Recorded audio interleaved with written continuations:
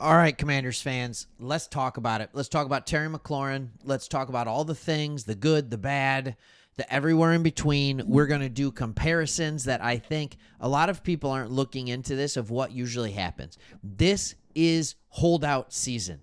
If you have a player that is on the last year of their contract, if they are an elite player and they don't have a new contract, especially if they're in their late 20s or early 30s, they hold out. This is what happens. Don't freak out too much. I'm going to give you some other examples of what's going on there. And then in the back half of this video, we'll get into the worst case scenario. What if they can't come to a deal with Terry McLaurin and they need to actually trade him? I will go ahead and we'll talk about that as well. So don't worry about it yet. But first, what I want to do is I want to give you a couple of recent people and what they've done. And I want to give you the information to say, what do we want to do for Terry McLaurin? What does it look like for him? Recent people who have held out in a very similar circumstance. CeeDee Lamb. This is probably the closest of all the examples that we've seen. All right. He completely skipped voluntary workouts. We've seen that. Mandatory minicamp. We've seen that. And training camp. He was still negotiating. Eventually, he signed a 4-year, $136 million extension. $100 million guaranteed, by the way. Lots of money. Lots of money. All right? Lots and lots of money in August, just ahead of week 1. And he started playing, played great. All right? He declared he'd not be a step behind and quickly resumed practice full time. Quarterback wasn't worried about it. Another one that was different. So there's 3 different levels to this is Jamar Chase. I was thinking about this. Jamar Chase did the hold in, right, where he showed up but didn't practice. Maybe he was hurt. All right, he preserved his roster bonus and avoid daily fines. This was very interesting. All right, he continued into the season under his rookie contract and signed a 4-year, $161 million extension in March after the season. So he ended up getting the bag, right? The most money.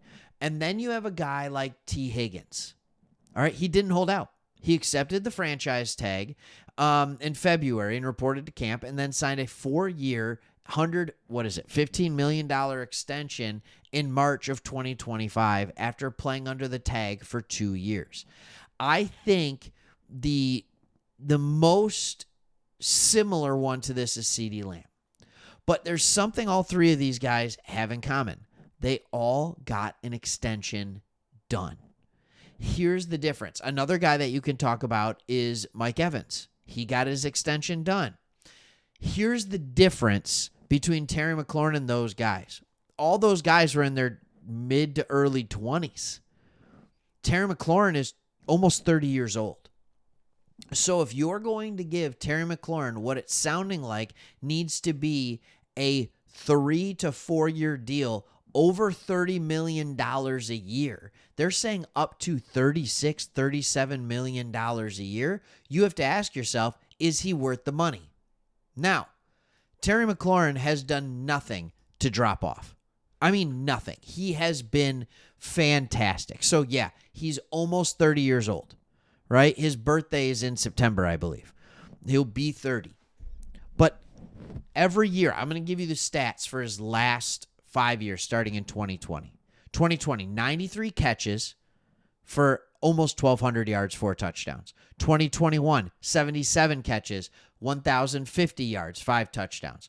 2022, 77 catches again, but almost 1,200 yards, 5 touchdowns. 2023, 79 catches for 1,000 yards, 1,002 yards, 4 touchdowns. Last year, 96 catches, 1,323 yards, 16 touchdowns. Just insanity what he was able to do when he got a good quarterback. It's that simple. He got a good quarterback. Now, the question is, like, you can't say Terry McLaurin wasn't good because he was putting together 4 1,000-yard seasons in a row, 4 1,000-yard seasons in a row, every year between 115 and 135 targets.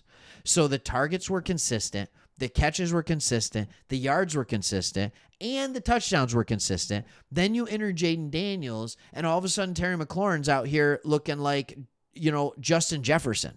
He's out here looking like CeeDee Lamb. He's out here looking like Jamar Chase. And all of a sudden you realize, like, man, this guy is even more elite than I thought. It really was just that he didn't have a good quarterback. And he was also making plays himself. But is he worth almost $40 million? That's the question I have for you as Commanders fan. If you're new to this channel, you know we're Detroit Lions fans. We just love talking football, right? And so we started a channel of things where the national media kind of ignores these teams. The Commanders feel like, unfortunately, they're that team in the NFC East that nobody's talking about as much as they should. It's always talking about the Cowboys and the Eagles, and we even have to listen about how much the Giants are terrible before we talk about how good the Commanders are. This is very interesting to me. I also went and did some research, and I wanted to look at what kind of value teams usually get in these trades. All right, the most clear comparisons as of late are two players, DK Metcalf and Stephon Diggs. DK Metcalf was traded along with a 6th-round pick for a 2025 2nd and 7th. So essentially, they got a 2nd-round pick for DK Metcalf. Stephon Diggs went to the Texans the year before, and he went for a 2nd-round pick and late-round picks. Now, these guys already have big contracts. Well, they didn't. DK Metcalf signed for $30 million a year with the Steelers after the trade, and Terry McLaurin would have to agree to something like that as well. So, Terry McLaurin for a 2nd-round pick, I don't like that. But you also have to look and you have to say, all right, what about the salary cap? Like, why is this happening? Why are we not, as Commanders, just signing him right away? Well, let's take a look at it. All right, here's your salary cap right now. You have $17 million in space. Not bad. All right, next year, 2026, you have $73 million. That's 5th. That's not including Terry McLaurin. So if you pay him, you cut that in half. That's just what it is. That's what it is. And then you have other guys that your dead cap's non-existent, like Daron Payne. You could save $20 million, right? Like those are the things that you have, the decisions that you have to make. Same with Marshawn Lattimore. So, like, I don't see this, if I can be completely honest, as a salary cap issue. I think the Commanders are just wondering if they want to pay a guy who's turning 30 years old $140 million over the next 4 years. I think that's the issue. I think $140 million for 4 years gets this done. The question is, do you want to pay this man more money than CeeDee Lamb when he's 30? And do you want to be paying him $40 million when he's 34? That's the question. And he's paid through this year, so it would be an extension. Do you want to pay him when he's 35? Wide receivers aren't still elite in the way in which he plays. It would be hard to justify that. So that's my guess, is that the difference in the struggles here are through the years. Commanders probably want to give him 2 years, $78 million, something like that, $75 million, and he wants 3 or 4. That's the struggle that you're walking with. So, hey, here's my deal, and here's what I'll say. Most of these get worked out. Terry McLaurin has been through a contract negotiation before. Usually these things get worked out, but not always. Not always. So, and I do want to say this first as we're talking about this. Just a reminder, this is Terry McLaurin's contract right now. All right, this is his contract right now. He is in the final year. He's getting $25 million.